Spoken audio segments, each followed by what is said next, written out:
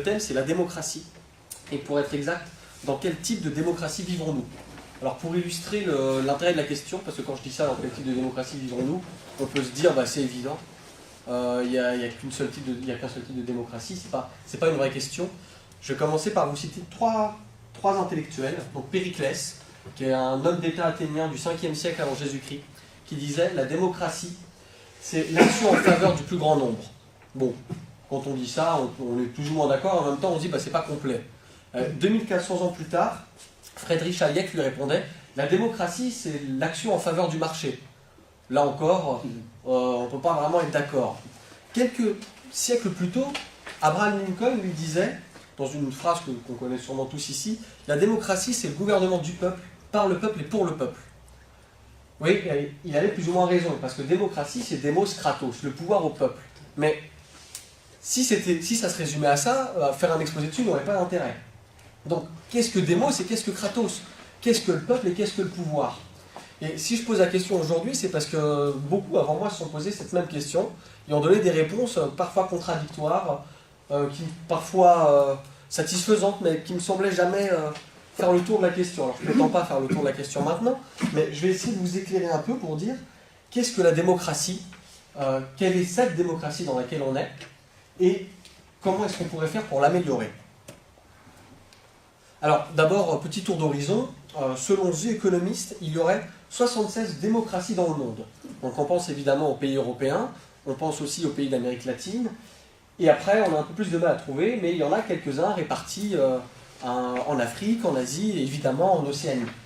Sur ces 76 démocraties, il y a un tas de régimes différents. Quand on voit par exemple la monarchie parlementaire anglaise, qui est une démocratie, quand on voit la République française, qui est une démocratie, rien qu'avec ces deux exemples, on s'aperçoit qu'effectivement, aujourd'hui, on a un type de démocratie qui est très, très large, et qu'il n'y a pas une seule démocratie absolument incontestable.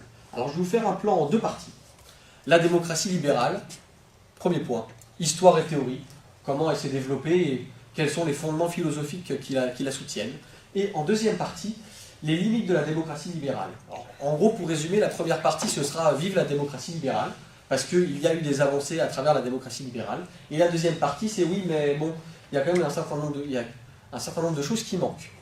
Alors, donc, je vous ai déjà cité Périclès et Hayek, donc qui n'étaient pas d'accord sur la définition de la démocratie, mais on peut aller, il faut qu'on remonte bien plus loin, enfin bien plus loin qu'Hayek, donc au temps de Périclès, c'est-à-dire dans la démocratie grecque, pour trouver les premières interrogations sur qu'est-ce que la démocratie.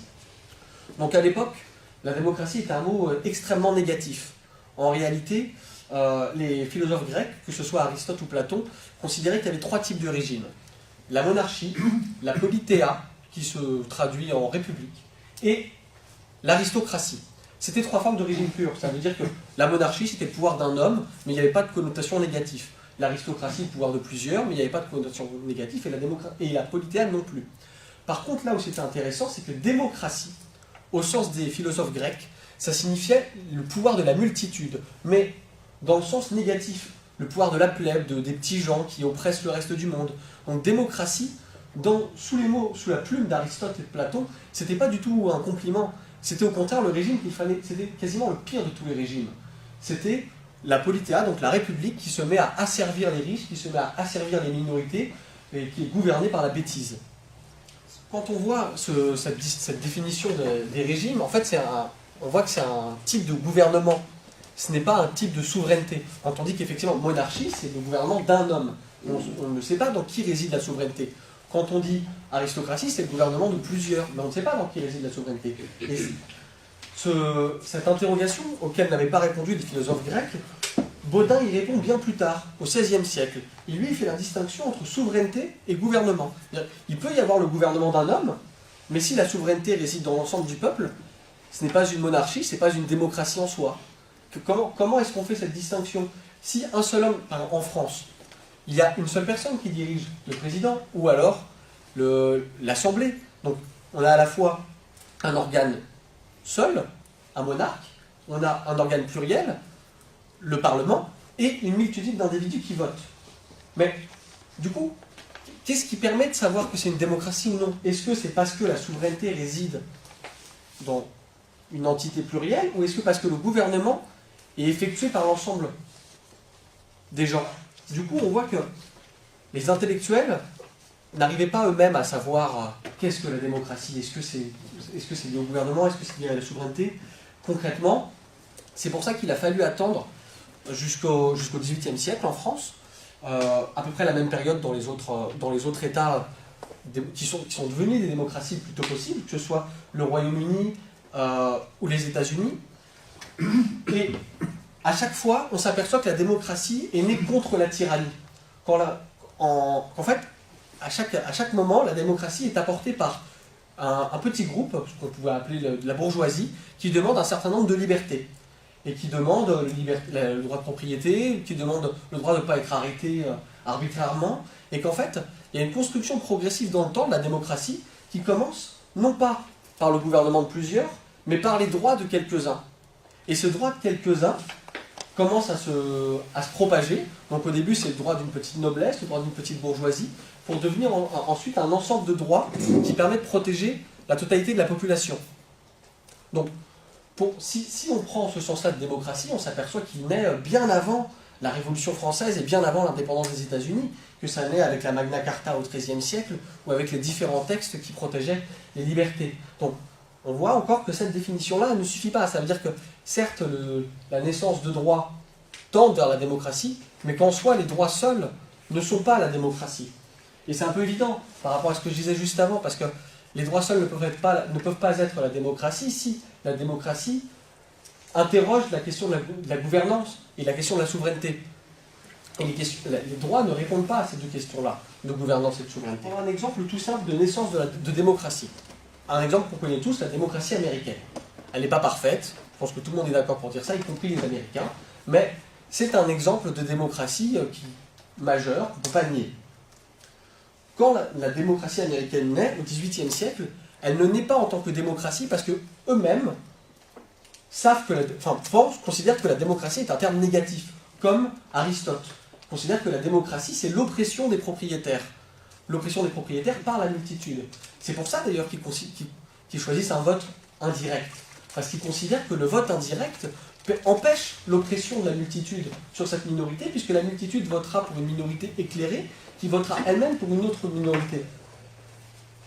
Mais on voit que du coup, la démocratie libérale naît en considérant que le terme de démocratie est négatif.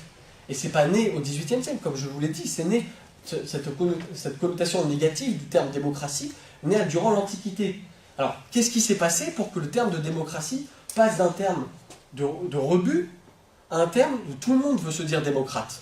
Pourquoi est-ce qu'à une époque, les Américains, à l'époque du débat sur l'indépendance américaine, démocrate était une insulte.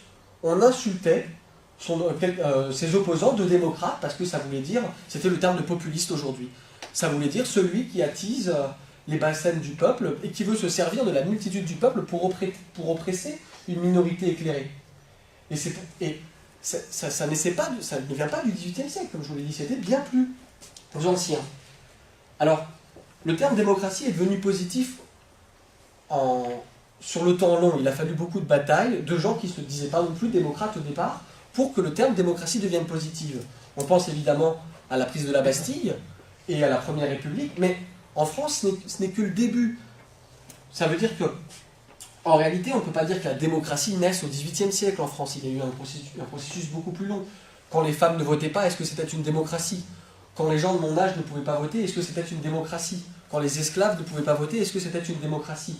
Et, non. Maintenant, la réponse est évidente. Non, si la moitié du collège électoral vote, ce n'est pas une démocratie. Eh bien, c'est le fait de donner le droit de vote à de plus en plus de monde qui a fait qu'au fur et à mesure du temps, le terme démocratie n'est plus devenu une insulte. Des gens qui ne voulaient pas forcément défendre le mot se sont retrouvés de facto démocrates parce qu'ils défendaient le droit de vote des femmes, parce qu'ils défendaient le droit de vote des plus jeunes, parce qu'ils voulaient supprimer le sens. Et au fur et à mesure, le mot démocrate s'est banalisé. L'insulte qui devait au départ disqualifier son adversaire est devenue un qualificatif obligatoire. Maintenant, plus personne ne peut ne pas se dire démocrate en France. Et heureusement, Mais encore une fois, ça ne répond pas à la question qu'est-ce que la démocratie? Mais le but de cette longue introduction, qui est en réalité la première partie, est de montrer que la démocratie est née contre elle-même. La démocratie est née par des gens qui ne voulaient pas être démocrates. Quels sont les sous-bassements idéologiques et philosophiques de la démocratie libérale? Parce que là, je vous ai parlé de la naissance de la démocratie, mais je ne vous ai pas expliqué pour quelles raisons elle était comme ça. Eh bien, un des premiers concepts importants de la démocratie, c'est l'idée de contrat social, de pacte social entre les individus. Pour commencer à entrer dans une démocratie, il faut que chacun de nous consente à respecter les autres, à ne pas les voler, à ne pas les attaquer. Et ce pacte social, que définit par Rousseau, la plupart des gens savent que Rousseau a parlé du pacte social et du contrat social. Mais ce qu'on ne sait pas, c'est que, encore une fois, il y a différents types de contrats sociaux. Fichte, par exemple, qui est un philosophe allemand, considérait que dans le contrat social, il devait y avoir une forme d'état-providence. S'il n'y avait pas une solidarité pécuniaire entre les individus, il n'y avait pas de contrat social. Or, on voit qu'en réalité, le terme de démocratie, qui repose sur le principe de contrat social, ne repose pas nécessairement sur le terme d'état-providence. Donc il y a un débat au sein même des sous-bassements idéologiques du concept de démocratie libérale. Donc le premier pilier de la démocratie libérale, c'est le contrat social. Le deuxième, c'est l'état de droit et la hiérarchie des normes. Alors qu'est-ce que c'est l'état de droit? Alors ça paraît être un grand terme où on se dit l'état de droit nous protège, mais pas nécessairement. L'état de droit, c'est simplement le respect de la hiérarchie des normes. Donc une norme inférieure, une norme juridique inférieure, un règlement, respecte une loi. C'est simplement ça l'état de droit. Que la loi respecte la Constitution. Mais si la Constitution autorise à martyriser les Juifs et qu'une loi demande à martyriser les Juifs, c'est l'état de droit. La loi a respecté la Constitution. Et pour autant, l'état de droit est un préalable nécessaire à la démocratie libérale. Si la loi ne respecte pas la Constitution, on n'est pas en démocratie. Et on n'est pas de facto en démocratie libérale. Donc premier pilier, le contrat social. Le deuxième, l'état de droit. Le troisième, le concept de souveraineté du peuple, mais une souveraineté limitée. Souveraineté limitée, pourquoi? Parce que de base, on considère que le peuple est un culte, n'est pas capable de se diriger par lui-même. On l'a vu à travers les débats sur la Constitution américaine, mais on a bien vu aussi que c'était bien plus ancien. Donc, pourquoi est-ce que la démocratie libérale repose sur le concept de souveraineté d'abord? Parce que, effectivement, les démocrates libéraux considèrent que la démocratie, c'est la souveraineté du peuple. Ça, on ne peut pas être contre. Ils ont fait le choix, ils ont décidé que la démocratie, ce n'était pas le gouvernement du peuple, mais c'était la souveraineté du peuple, exercée par d'autres.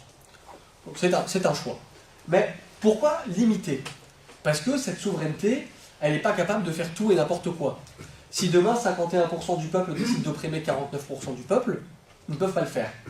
Parce que ça ne rentre pas dans le cadre de la démocratie libérale. La démocratie libérale meurt si 51% du peuple opprime 49% du peuple. Alors, toute forme de démocratie mourrait aussi si une majorité décidait d'opprimer une minorité. Mais la particularité de la démocratie libérale, c'est qu'elle repose aussi sur un dernier pilier, qui est la préservation des droits et des libertés, mais droits et libertés considérés comme immuables. C'est-à-dire qu'il n'y a pas eu de débat sur le droit de propriété. Est-ce que le droit de propriété est un droit intangible? Est-ce que le droit de vote est un droit intangible? Est-ce que l'égalité entre les individus est un droit intangible?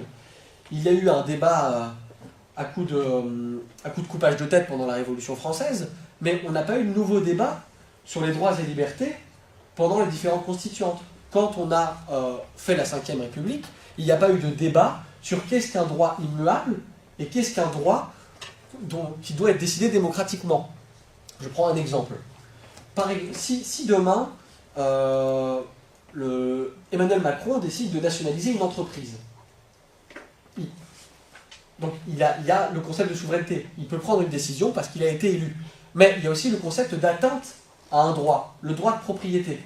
Et dans quel sens ce droit de propriété serait absolu ou non?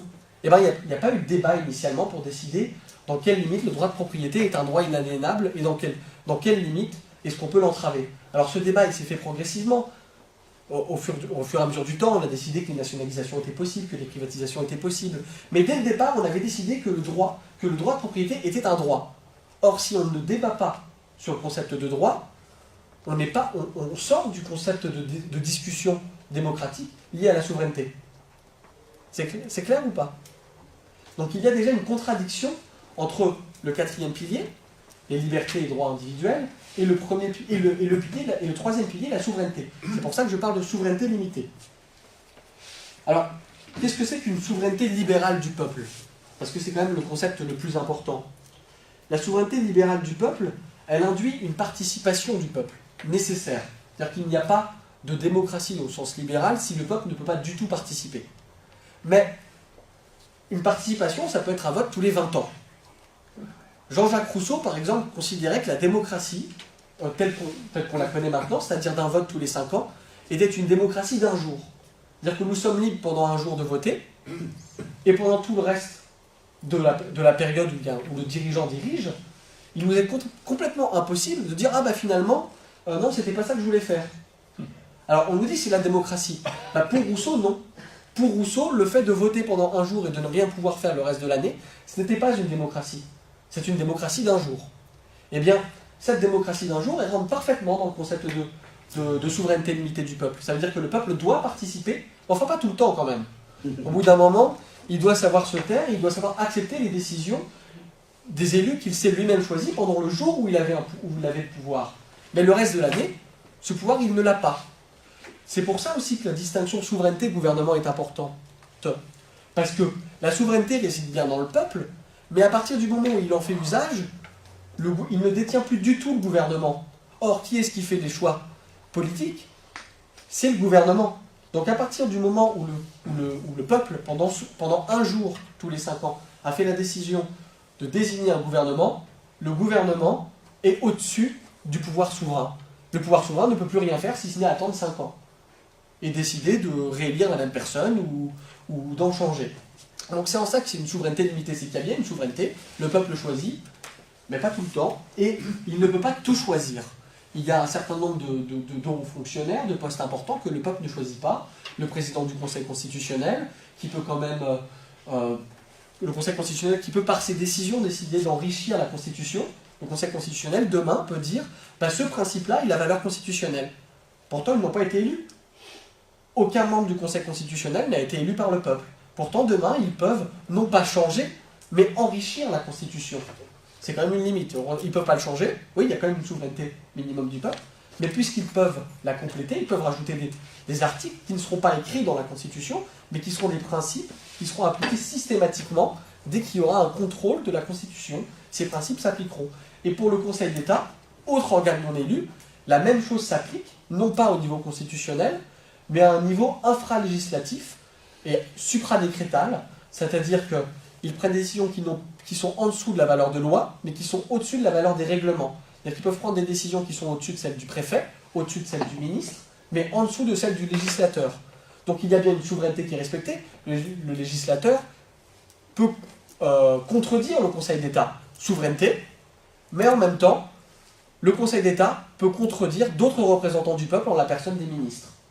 Un arrêté ministériel, par exemple, peut être censuré par le Conseil d'État. Souveraineté limitée. Encore une fois, on voit qu'il y a cet équilibre entre le pouvoir du peuple et la volonté de ne pas trop de pouvoir pour ce même peuple, parce qu'on considère que le peuple a des instincts négatifs. Alors, enfin, quelques mythes en vrac nécessaires à la démocratie libérale. D'abord, il y a le mythe de l'intérêt général. La démocratie, c'est la recherche de l'intérêt général. Bon, on est tous pour l'intérêt général, mais si je vous demande lequel, personne ne sera d'accord. Personne n'a le même sens de l'intérêt général. Donc, la démocratie ne peut pas être la poursuite de l'intérêt général, mais c'est la poursuite de l'intérêt général tel que le peuple doit l'avoir décidé. Or, aujourd'hui, ce n'est pas le peuple qui décide tous les jours qu'est-ce que c'est que l'intérêt général. On nous dit telle chose est l'intérêt général. Alors évidemment, le peuple peut décider de modifier. Par exemple, malheureusement, une fraction importante du peuple considère que refuser que les étrangers viennent en France poursuit l'intérêt général. Ben, c'est aussi pour ça que les libéraux considèrent que l'intérêt général ne doit pas être décidé. Parce qu'ils considèrent que si le peuple peut décider quel est l'intérêt général, le peuple fera n'importe quoi de l'intérêt général. Donc il y a une logique intellectuelle au refus que l'intérêt général soit discuté politiquement. Mais en même temps, c'est illogique parce que si le peuple n'a pas les capacités de décider, il n'est plus en démocratie. Donc c'est cet équilibre-là qui caractérise, je me répète pour que ce soit le plus clair possible, mais encore une fois, c'est un équilibre qui caractérise la démocratie libérale. Ensuite, deux derniers mythes, c'est le mythe de la loi qui serait le reflet de cet intérêt général. Mais non, la loi est le reflet de la loi serait le reflet de la volonté du peuple. Mais non, la loi n'est pas le reflet de la volonté du peuple, mais la loi est le reflet de la volonté de la représentation du peuple. Représentation à la personne des députés et des sénateurs. Cette représentation peut être parfaitement transparente, les députés peuvent être le reflet parfait de la volonté du peuple, on sait très bien que ce n'est pas le cas, ni ici, ni ailleurs, ni nulle part. Dans aucun pays, les députés votent parfaitement comme le peuple le veut. On peut dire c'est comme ça. Ben non, c'est pas comme ça, c'est parce que ça a été pensé comme ça. La démocratie libérale a pensé que la loi devait être devait être la représentation de la volonté en réalité des députés, mais elle dit du peuple, alors que il faudrait que ce soit l'inverse, il faudrait qu'on fasse croire que la loi soit la volonté des représentants, mais soit en réalité la volonté du peuple. Puisque les représentants ne sont censés être qu'un prolongement de ce peuple, et non pas une entité qui puisse avoir une volonté séparée. À partir du moment où on considère que le peuple puisse avoir une volonté et que les députés une autre, on n'est plus en démocratie. Et malheureusement, ça peut arriver. Et ça peut arriver pour tout le monde aussi. Donc ce n'est pas qu'une question de type de gouvernement, c'est simplement que la manière dont pense la démocratie libérale conduit à ce qu'elle ne marche pas. Xi Jinping, par exemple, le président chinois, avait une phrase qui n'a rien à voir avec la démocratie, mais où il dit la faillite du monde, c'est la faillite de la manière de le penser. Et bien la faillite de la démocratie, c'est la faillite de la manière de penser la démocratie. Si on a un Viktor Orban, si on a un gouvernement d'extrême droite en Italie, si on a des gouvernements de plus en plus impopulaires, si la démocratie échoue, c'est parce qu'on a échoué à la penser. Alors, donc, je vous ai parlé de ce sur quoi repose la démocratie, et j'ai commencé déjà à vous présenter un certain nombre de limites. C'était censé être ma seconde partie, au moins comme ça on gagne du temps. Mais il y en a d'autres des limites. La première limite, c'est le fait qu'en réalité, dans une démocratie, gouvernement et souveraineté sont inséparables. Le gouvernement ne peut pas aller à l'encontre de la souveraineté. Il devrait n'être qu'un prolongement, il ne devrait n'être qu'une représentation de cette souveraineté. Or, pour qu'il ne soit qu'une représentation de cette souveraineté, il faudrait changer un certain nombre de choses. Par exemple, considérer que la Constitution de la Ve République n'a pas été discutée par le peuple, c'est une manière de se dire que dès le départ, la souveraineté du peuple n'était pas complète. Parce que la norme suprême de la République française a certes été approuvée par le peuple, mais pas discutée. Or, il y a une différence de taille. Si je demande à n'importe qui d'entre vous, est-ce que tu acceptes ou non que je prenne ton portefeuille? Vous pouvez répondre oui ou non. Mais vous n'avez pas choisi la question. Et à partir de là, vous n'avez pas le choix. C'est pour ça que le référendum en soi n'est pas un instrument suffisant. Et le référendum pour décider de la Ve République n'est pas un instrument suffisant. Parce que le peuple ne choisit pas la question. Il choisit simplement la manière d'y répondre. Et c'est lié à cette incapacité de s'apercevoir que gouvernement et souveraineté sont intrinsèquement liés. Si les philosophes libéraux, alors certains l'ont pensé parce qu'il faut pas faire non plus d'amalgame, certains philosophes libéraux sont allés beaucoup plus loin dans le concept de démocratie que l'ont fait des philosophes non libéraux. Surtout certains philosophes non libéraux liés aux États totalitaires ne sont pas allés très loin dans la réflexion sur la démocratie. Et ça coule de source presque. Mais les philosophes libéraux n'ont pas réussi à s'apercevoir que séparer totalement gouvernement et souveraineté, c'était empêcher la démocratie, en réalité. Alors donc je vous ai déjà parlé du Conseil constitutionnel, organe non élu qui peut enrichir la Constitution. Donc là on voit qu'on va encore plus loin que le problème de la Ve République, c'est que la Constitution peut être enrichie. Alors il faut dire la vérité, la plupart des normes dégagées par le Conseil constitutionnel sont à mon sens des très bonnes normes. Quand on considère que la recherche de l'égalité, la lutte contre l'évasion fiscale, ou que la préservation du droit à la vie privée sont des objectifs constitutionnels ou des principes constitutionnels, je ne vais pas dire non. Effectivement, la vie privée, pour moi, c'est un principe qui devrait être défendu constitutionnellement. Mais est-ce que c'est au Conseil constitutionnel de le décider? Non. Si le peuple, malheureusement, demain, décide qu'il n'y a plus de droit à la vie privée, ben, il doit pouvoir le choisir. Mais c'est juste, et encore une fois, c'est justement parce que le peuple pourrait prendre cette décision que la Ve République a décidé que ce n'était pas à lui de la prendre, mais au Conseil constitutionnel. Alors il y a évidemment l'exemple du référendum de 2005, référendum où non seulement les Français n'ont pas choisi la question, mais ils n'ont pas choisi non plus que leur réponse ne soit pas respectée. Mais ça, on va encore plus loin. Ça, ce n'est pas intrinsèque, en soi, c'est pas intrinsèque à la démocratie libérale. Ça, c'est une dérive de la démocratie libérale, parce que la démocratie libérale en soi est censée respecter ce type de décision. Mais de par ses limites et de par les autres problèmes qu'elle a pu connaître, qui sont, eux, liés intrinsèquement à la démocratie libérale, elle a été incapable de réagir face à son dévoiement. Elle a été incapable de prévoir qu'au bout d'un moment, les gouvernements violeraient la décision du peuple, parce que finalement, en leur sens, c'était ce qu'il fallait faire pour la démocratie. Mais la démocratie libérale ne force pas à cette violation. Le rôle des médias, encore une fois, est lié à l'inexistence d'une souveraineté complète, parce que les médias ne sont... Pour qu'il y ait une souveraineté libre et éclairée, il faudrait qu'il y ait une pluralité, un pluralisme médiatique libre et éclairé. Il faudrait que les médias ne soient pas des fabricants d'opinion, pour reprendre Noam Chomsky, mais le reflet de l'opinion. Et en même temps, le reflet d'une opinion, mais qui soit plus éclairé que l'opinion qu'elle reprend. Mais ce n'est pas le cas des médias aujourd'hui. Les médias, quand ils reprennent une petite phrase, ils n'éclairent pas le public sur cette petite phrase. Ils la prennent, ils lui font dire n'importe quoi, ils orientent l'opinion, ils fabriquent l'opinion, mais ils ne participent pas à l'émergence d'une souveraineté libre et éclairée. Pourquoi est-ce qu'ils ne participent pas à l'émergence de cette souveraineté-là? C'est aussi parce que les libéraux ont depuis très longtemps tendance à penser que chaque individu est doté d'un libre arbitre pur, qu'il est libre de chacune de ses décisions. Ils considèrent qu'il n'y a pas de déterminisme. Encore une fois, le libéral, c'est celui qui dira, plutôt en économie, mais qui dira le pauvre, il est pauvre parce qu'il il a décidé de ne pas faire l'effort, il a décidé de ne pas travailler, il a décidé de ne pas traverser la rue, il a décidé qu'il resterait pauvre. Or, en réalité, le pauvre ne décide pas qu'il est pauvre. Et l'individu ne choisit pas pleinement ses idées. L'individu naît dans un cadre familial, il naît dans un cadre religieux, il naît dans un cadre social, il hérite de cet ensemble, de ce bouilli de déterminisme, et il en ressort quelque chose. Avoir un fils de milliardaire qui vote lutte ouvrière, ça doit exister. Mais dans la majorité des cas, le libre arbitre n'existe pas réellement. Et le premier à le dire, ce n'est pas un dangereux tyran, parce qu'on peut penser qu'en disant que le libre arbitre n'existe pas, on est un tyran. Mais non, le premier à le dire, c'est Schopenhauer. Et Schopenhauer, il explique justement que le libre arbitre n'existe pas parce qu'on fait un choix face à des circonstances qui s'imposent. Si je tombe par terre, je n'ai pas choisi de tomber par terre, mais effectivement, je peux choisir de me relever ou de rester par terre. Mais celui qui n'est pas tombé par terre n'a pas à faire ce choix.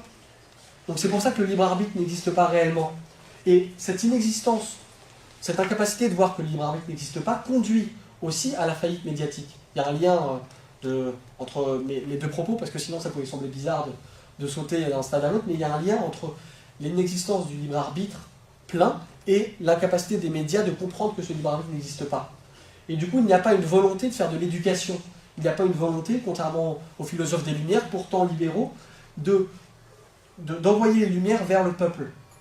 Bon, dans le même temps, il faut avouer que cette vision des Lumières vers le peuple, elle est aussi antidémocratique.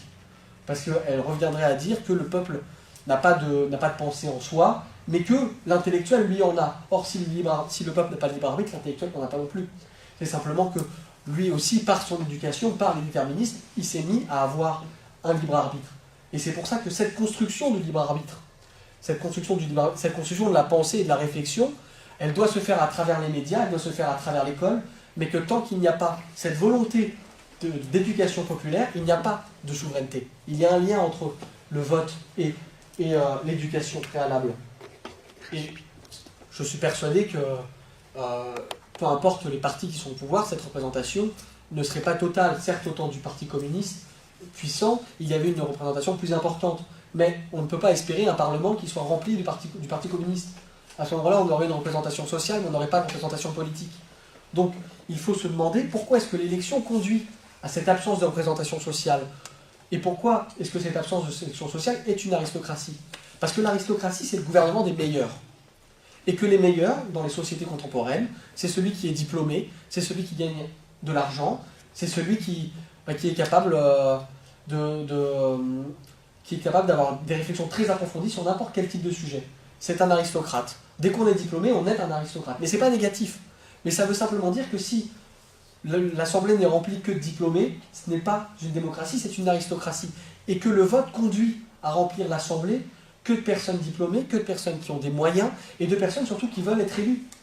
Parce que c'est aussi un vrai problème. 80% de la population ne cherche pas à être élue, ne veut pas être élue. Et puisqu'elle ne veut pas être élue, elle n'est pas représentée par des gens qui ne veulent pas être élus. Elle est représentée par des gens qui veulent être élus. Or, cette sélection de la personne qui veut être élue, c'est une sélection d'une personne qui est aristocrate. Puisque, il ne faut pas non plus se mentir, la proportion de personnes à vouloir être élues, elle augmente en fonction du nombre de diplômes, elle augmente en fonction du niveau de richesse. On va voir un SDF, il y a peu de chances qu'un SDF se présente aux législatives. Il y a plus de chances de voir un cadre de la fonction publique qui se présente aux législatives. Mais ce n'est pas grave qu'un cadre se présente. Mais ce qui est grave, c'est qu'il n'y ait que lui.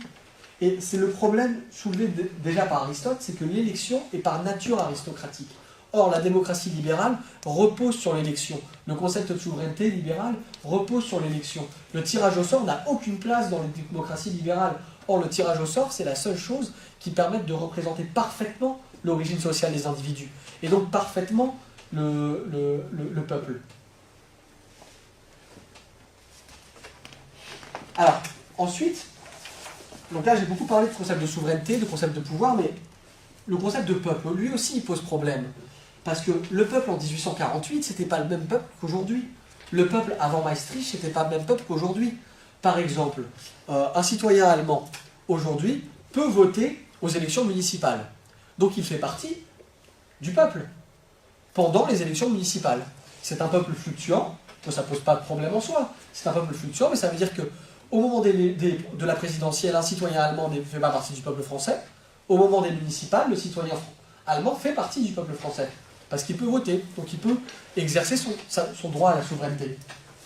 Et il y a un tas d'exemples. Quand les femmes ne pouvaient pas voter au XIXe siècle, elles ne faisaient pas partie du peuple français, au sens de Demos Kratos. Les gens de 19-20 ans ne faisaient pas partie du peuple français en 1945. Ils ne pouvaient pas voter. Et donc, on voit bien il faut faire un choix pour définir ce peuple-là. Sauf que, pour choisir qui fait partie du peuple, il faut qu'il y ait une décision qui vienne de tous ceux qui sont considérés comme peuple à l'origine. Or, dans le même temps, on peut se dire que, je prends un exemple, si demain on décide d'abaisser le droit de vote à 16 ans, toutes les personnes de plus de 18 ans votent pour savoir est-ce qu'il faut abaisser le droit de vote à 16 ans. Et là, on a une voix de plus qui dit non. On ne veut pas que les 16-18 ans fassent partie du peuple. Pourtant, si on avait fait voter les 16-18 ans pour savoir est-ce que vous voulez faire partie du peuple, si ça se trouve, la décision aurait été inverse. Donc, quel type de peuple on doit prendre? Est-ce qu'on doit prendre le peuple tel qu'il est actuellement ou le peuple tel qu'on veut le construire? Eh bien, les libéraux n'ont pas répondu à cette question. Est-ce qu'il faut que quand on décide de donner le droit de vote aux étrangers, est-ce qu'il faut qu'ils décident avant d'avoir le droit de vote ou non? Ou est-ce qu'il faut que ce soit le peuple tel qu'il est? Et c'est pas simplement le fait de ne pas avoir pris cette décision qui pose problème. C'est aussi le fait qu'on voit que la notion même de peuple sur laquelle repose la démocratie est variable. Or, quand on ne prend pas souverainement la décision d'élargir ou de restreindre le peuple, eh bien, c'est comme si le peuple se punissait lui-même, mais sans avoir décidé de se punir. En gros, c'est comme si demain, l'Assemblée nationale décidait en disant « moi j'ai été élu en 2017, moi je décide que finalement le droit de vote il a 21 ans ». Dans une démocratie libérale, oui, en soi c'est pas choquant, l'Assemblée nationale a décidé de le faire. Pourtant, les 18-21 ans ont d'abord voté, et donc ils font partie du peuple.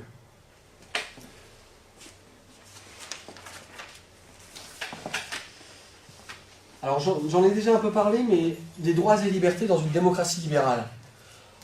Qu'il y ait des droits et des libertés, il faut, personne ne va dire qu'il ne faut pas qu'il y ait de droits et pas de liberté. Le problème de la démocratie libérale, c'est qu'il n'y a pas de débat sur l'existence ou non d'un droit ou l'existence ou non d'une liberté.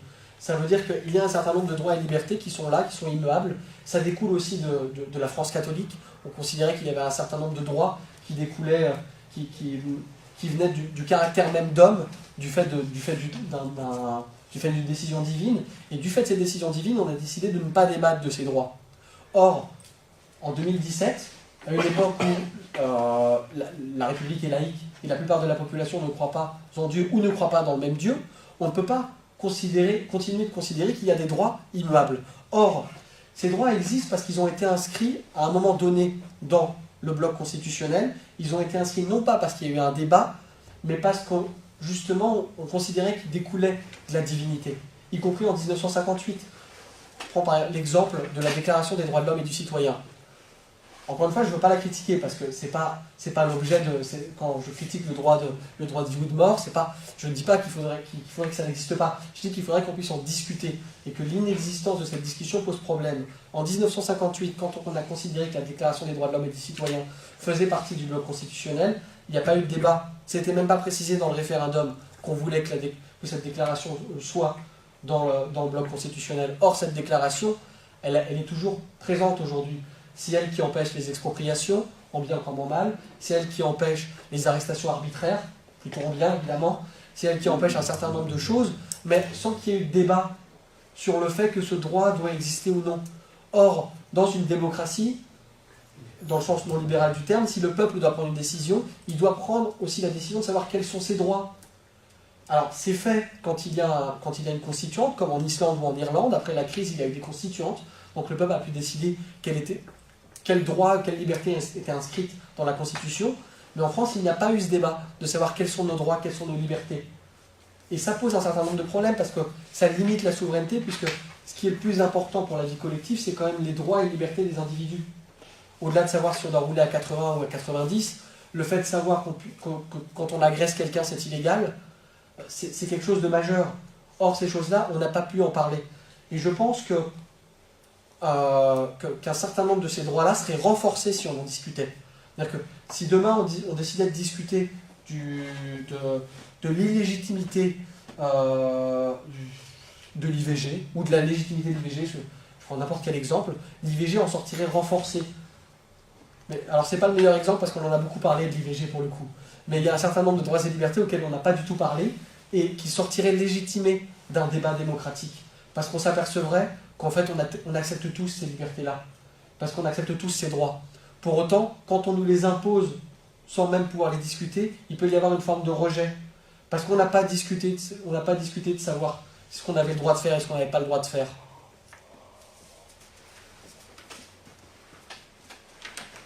Et le dernier point, avant de passer sur comment dépasser la démocratie libérale, c'est le fait que la démocratie libérale porte les germes de son autodestruction. Pourquoi ? Parce que quand le NSDAP arrive au pouvoir en 1933 dans une démocratie libérale qui est la République de Weimar, il arrive au pouvoir parce que la République de Weimar l'a laissé participer au jeu politique. Or, pourquoi est-ce que les démocraties libérales acceptent que des gens qui soient fondamentalement antidémocrates participent à leur propre jeu ? Ça veut dire que si le peuple demain choisit, je reprends le même exemple, à 51% d'exterminer 49% des autres, la démocratie libérale qui repose sur 4 piliers, dont 2 sont la préservation des libertés et des droits individuels, et l'autre, la souveraineté, les 2 piliers se détruisent mutuellement. Si les 51% tuent les 49%, il n'y a plus de démocratie puisqu'il n'y a plus de droits. Si les 51% ne peuvent pas tuer les 49%, il n'y a plus de démocratie parce que les 51% n'ont pas respecté leurs décisions. Et pourquoi ? Parce qu'en amont, on n'a pas pu discuter souverainement de cette liberté de ne pas exterminer 49% du peuple. Pourtant, aujourd'hui, il faut avoir suffisamment confiance en la démocratie pour penser que le peuple français ne voudra pas exterminer une autre partie de son peuple. Et cet exemple-là, il est tout à fait d'actualité. Pourquoi est-ce que Aube Dorée est autorisé à participer en Grèce alors que ce sont des néo-nazis ? Pourquoi est-ce que le FPO peut le faire en Autriche ? On peut prendre des exemples, alors qui pour nous ne nous parlent pas beaucoup, mais de l'extrême gauche antidémocratique, des anarchistes. Pourquoi est-ce que les anarchistes sont tolérés ? Alors, c'est pas un danger en France, parce qu'il n'y a pas de risque que demain les anarchistes arrivent au pouvoir, mais qu'un groupe anarchiste stalinien, je me prends une caricature, mais qui fasse peur à la plupart du monde, un anarcho-stalinien qui veut demain arriver au pouvoir et qui dit mon but c'est de pendre toutes les personnes qui gagnent plus de 2000 €, il faut pouvoir interdire. Mais sauf que dans une démocratie libérale, si cette personne-là fait 20% des voix, on ne peut pas l'interdire. Parce que ça veut dire que les deux piliers s'autodétruisent. Or, il faudrait que souverainement le peuple puisse décider d'interdire un groupe quand il le juge dangereux. Mais il faut que cette décision soit suffisamment prise par suffisamment de personnes pour que ce ne soit pas une oppression de la minorité. Et c'est pour ça que, à la base, l'équilibre démocrate-libéral se tient. Il ne faut pas qu'une partie de la population puisse en opprimer une autre. Mais ça crée un autre problème qui est l'absence de discussion. Or, je suis persuadé qu'on peut trouver un équilibre entre cette absence de discussion et la préservation des droits. Certaines décisions pourraient par exemple être prises à 75% du peuple par référendum quand ce sont des décisions qui sont vraiment majeures. Quand on considère que ça tient à la vie des individus, il faut que la décision soit prise par une immense majorité pour éviter le basculement dans une tyrannie. Mais il faut qu'en même temps, ce type de décision puisse être prise. Parce que nous sommes en démocratie. Alors comment dépasser la démocratie libérale? Il y a énormément d'exemples pour arriver à une démocratie libérale. D'abord, on peut faire une démocratie libérale, mais qui soit plus libérale dans le sens positif du terme. Ça veut dire dans le sens des révolutionnaires du XVIIIe siècle. Qui soit une démocratie qui maintienne ses équilibres, mais qui réserve une place beaucoup plus importante au peuple. Alors ça passe par les référendums. L'usage du référendum ne va pas faire passer la démocratie libérale à une démocratie pure.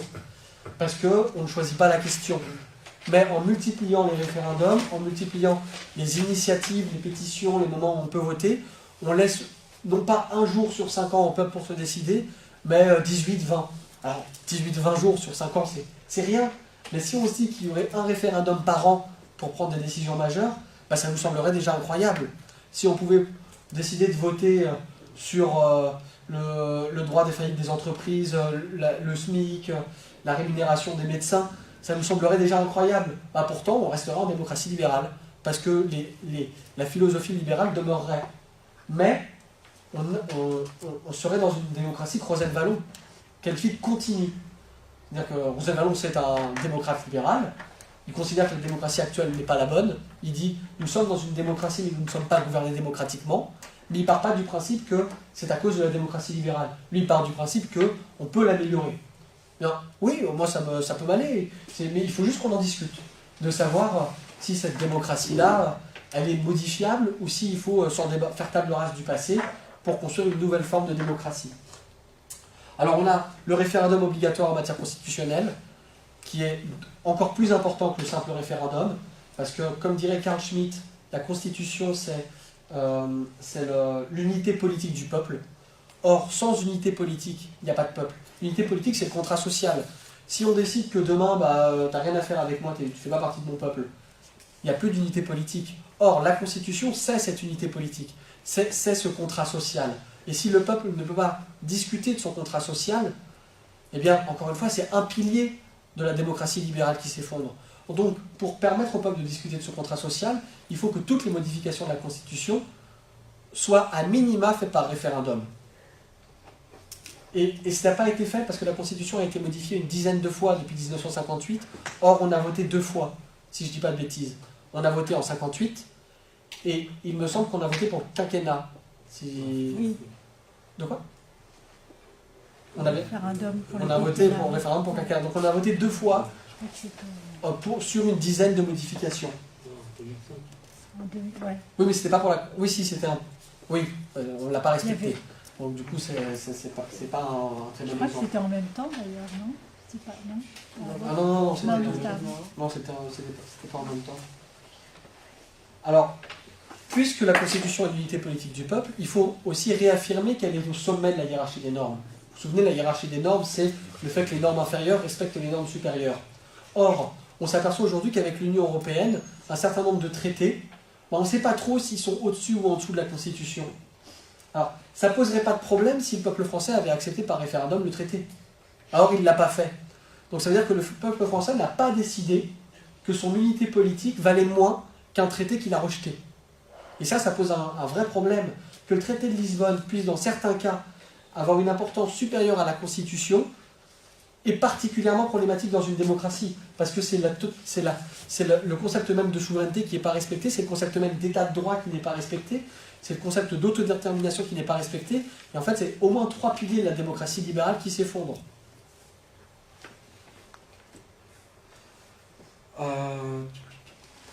Alors ensuite, on peut aller dans d'autres formes de démocratie qui ne soient pas des démocraties continues. C'est-à-dire on va plus loin que ces simples propositions.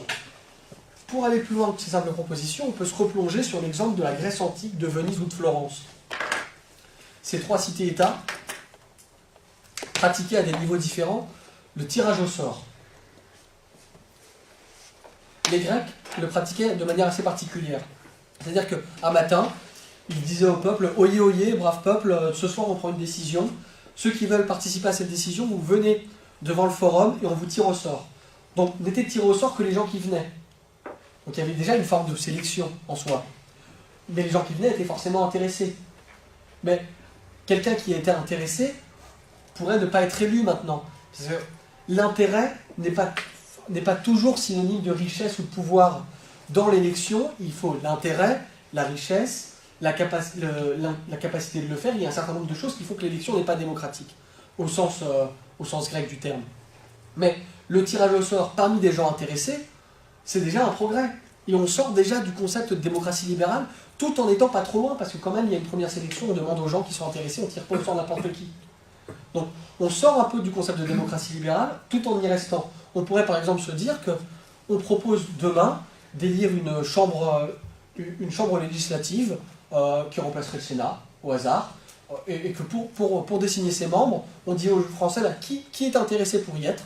Chacun s'inscrit comme sur les listes électorales, et à la fin on tire au sort parmi tous ceux qui sont inscrits. Et on a une forme de première sélection pas très démocratique qui est l'inscription sur les listes électorales, et de sélection totalement démocratique qui est le tirage au sort. Donc on a encore une fois un équilibre, mais qui renforce la démocratie libérale dans le sens de démocratique, tout en amenuisant son pilier libéral. On peut aller beaucoup plus loin en tirant au sort n'importe qui pour faire n'importe quoi. Je pense par exemple aux jurés d'assises. Les jurés peuvent être tirés au sort. Alors quand je dis n'importe qui pour faire n'importe quoi, non, parce que les criminels ne peuvent pas être tirés au sort, les personnes sous tutelle ne peuvent pas être tirées au sort, les personnes sous curatelle ne peuvent pas être tirées au sort, ce qui fait qu'en fait, on ne tire au sort que les gens qui ont un minimum de conscience et qui n'ont pas essayé d'assassiner leurs voisins. Donc on fait quand même un premier tri. Pour autant, parmi ces gens, il y a tout type de personnes, mais qui ont une représentation du peuple la plus large possible. Donc on pourrait penser qu'on puisse tirer au sort parmi eux. C'est une idée que les Grecs défendaient dans le concept de démocratie, tout en considérant que la démocratie était mauvaise. Mais c'est justement parce qu'ils considéraient que le tirage au sort pouvait être mauvais qu'ils considéraient que la démocratie pouvait être mauvaise. Rousseau, lui, considérait que le tirage au sort pouvait être positif. Et on a un certain nombre de penseurs qui considèrent que la démocratie n'est pas une démocratie sans tirage au sort, qui considèrent que l'élection fait une république représentative et que la représentation n'est pas une démocratie, pour toutes les raisons que je vous ai expliquées avant, parce que la représentation n'est jamais fidèle, parce que le représentant peut décider de ne pas respecter la parole du représenté. Donc le tirage au sort est à la base du concept de démocratie au sens pur du terme. Pourtant, on a très peu de tirage au sort en France puisqu'on n'a que les jurés. Et certains pays ont utilisé le tirage au sort. En Islande, 40% des personnes qui participaient à la rédaction de la constituante islandaise après 2008 étaient tirées au sort.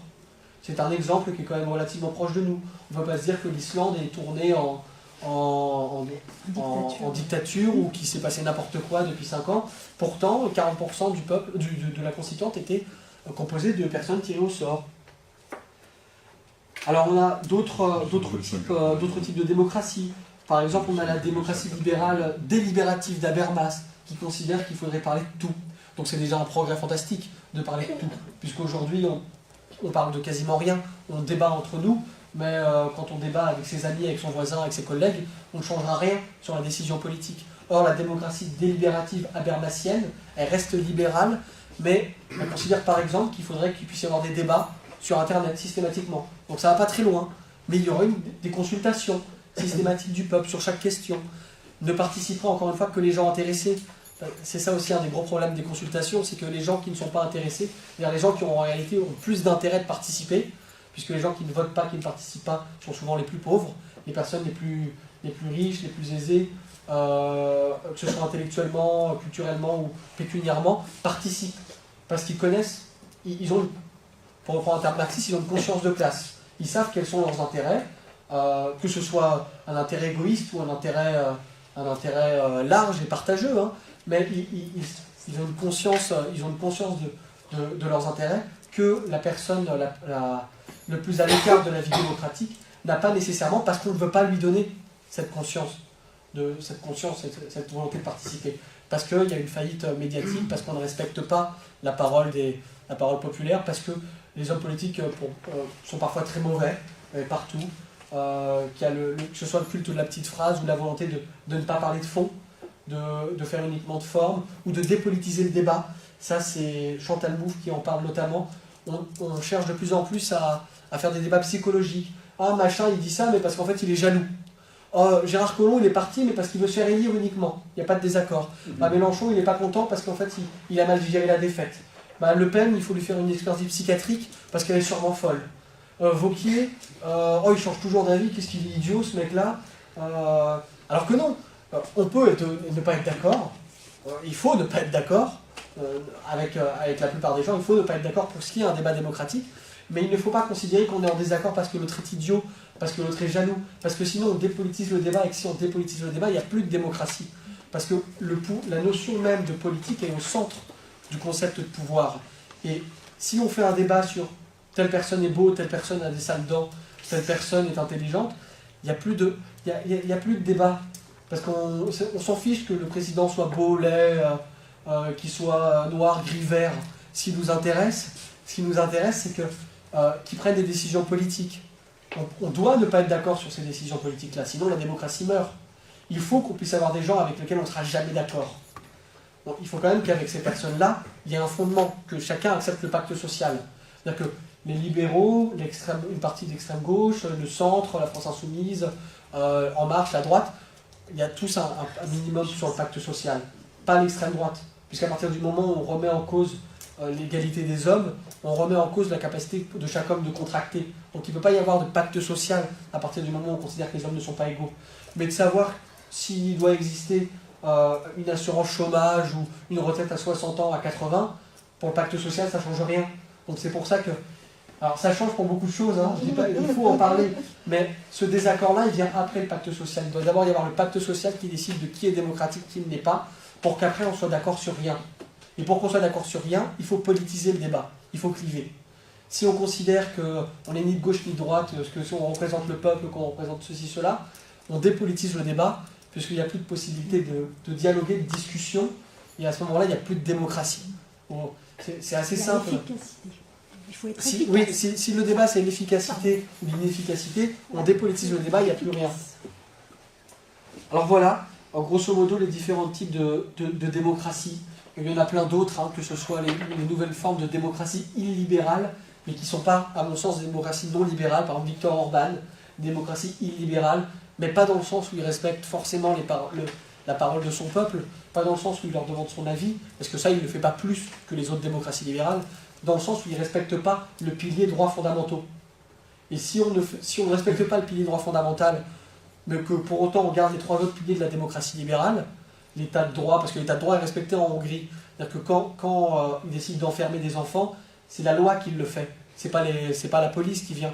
C'est-à-dire que l'état de droit est respecté en Hongrie. Chaque norme respecte la norme supérieure, sauf peut-être les traités européens. Mais l'état de droit est respecté. Ce qui n'est pas respecté, ce sont les droits fondamentaux. Et c'est pour ça qu'on parle de démocratie illibérale. Parce qu'un des piliers n'est pas respecté. Alors c'est pas forcément pour ça que les médias disent illibéral. Parce que la plupart des termes utilisés par les médias sont très très loin de leur signification réelle, de leur signification scientifique. Quand on parle de populisme, ça ne signifie rien. Quand on parle de démocratie, de social-démocratie, de social-libéralisme, ça ne ressemble pas du tout à ce que c'est la social-démocratie aujourd'hui. Quand on demande qui c'est, on nous répond Hollande. Scientifiquement, historiquement, non, la social-démocratie, c'est pas du tout François Hollande. La social-démocratie, c'est le socialisme dans la démocratie. Ce n'est pas le socialisme, c'est pas le social-libéral. Ça n'a rien à voir. C'est pas la gauche caviar, c'est pas un tas de choses. Et je prends cet exemple-là, mais pour dire qu'à partir du moment où les hommes politiques ne mettent pas que les médias mettent n'importe quel mot sur n'importe quelle chose, le débat aussi est pollué. Et si le débat est pollué, si chacun utilise un mot pour dire quelque chose, mais que personne ne se comprend, il ne peut pas y avoir de débat. Et s'il n'y a pas de débat, encore une fois, il n'y a pas de démocratie. Alors, conclusion, derrière chaque définition de la démocratie, il y a une idéologie. Il y a une idéologie, donc la démocratie libérale, c'est le libéralisme, au sens politique du terme, même si ça tend de plus en plus à devenir aussi au sens économique du terme. Derrière la démocratie illibérale, on a une forme de néofascisme, qui ne remet pas en cause certains piliers de la démocratie libérale qu'elle accepte. C'est-à-dire qu'elle n'a pas envie que le peuple puisse se prononcer tous les jours, mais par contre elle a envie que le peuple puisse se prononcer une fois de temps en temps pour dire que les Roms ne sont pas des humains. Et ça lui va très bien à la démocratie libérale. Il faut un... J'exagère, mais c'est une autre forme de démocratie. Pour résumer, la démocratie actuelle, c'est le résultat de la victoire du libéralisme politique sur l'ensemble de ses ennemis. Au départ, la monarchie absolue. Donc ça, c'est la partie où la démocratie libérale est un progrès. Puis, sur les bonapartistes, c'est un progrès aussi. Mais c'est aussi une victoire de la démocratie libérale contre l'aile gauche de la Révolution, sur la Commune de Paris, sur 48, même sur les robespierristes, si on va aller plus loin. C'est une victoire contre un certain nombre de même contre Allende dans un sens. Alors Pinochet n'est pas un démocrate libéral, mais l'acceptation du renversement de démocrates élus par des néofascistes soutenus par des puissances impérialistes comme les États-Unis. Alors c'est pas la démocratie libérale, il faut peut-être pas exagérer non plus, mais ça a un lien avec la décision qu'il y a certains droits qui sont immuables. Puisqu'Allende voulait collectiviser certains moyens de production, vu que c'est un droit immuable, c'est pas très grave si on le dégage, puisque finalement, certes, on ne respecte pas la démocratie, mais on le fait pour le bien de la démocratie libérale. On sacrifie un pilier pour en sauver un autre. Voilà.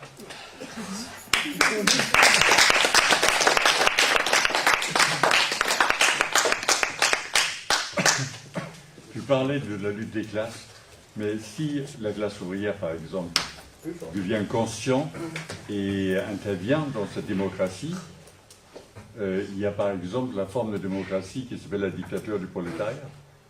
Oui, mais quand... Pourquoi tu n'as pas parlé de dictature Pardon? Le terme de dictature aussi... porte un peu à confusion. Ah non, mais non, pas du tout. C'est une démocratie. Ah si, c'est une forme de démocratie, a priori. Qu'elle a échoué ou pas, ça c'est une autre histoire. Parce que quand... Pardon? Non? Il y a un certain nombre, je pense notamment à Quilliou, qui est un philosophe néo-marxiste, qui considère qu'en fait, le terme de dictature du prolétariat s'oppose à la dictature de la bourgeoisie. Parce qu'en fait, il considère que la dictature de la bourgeoisie, donc la démocratie libérale, c'est l'oppression d'une classe sur une autre. Oui. C'est l'oppression, du coup, d'une élite sur le peuple. Et il considère, à tort ou à raison, moi j'aime interpréter comme étant à raison, parce que c'est plus démocratique d'interpréter comme ça, il considère que la dictature du prolétariat, c'est l'oppression de la majorité du peuple sur une élite. C'est la reprise du pouvoir par ce peuple-là, donc en fait, c'est la démocratie. Oui.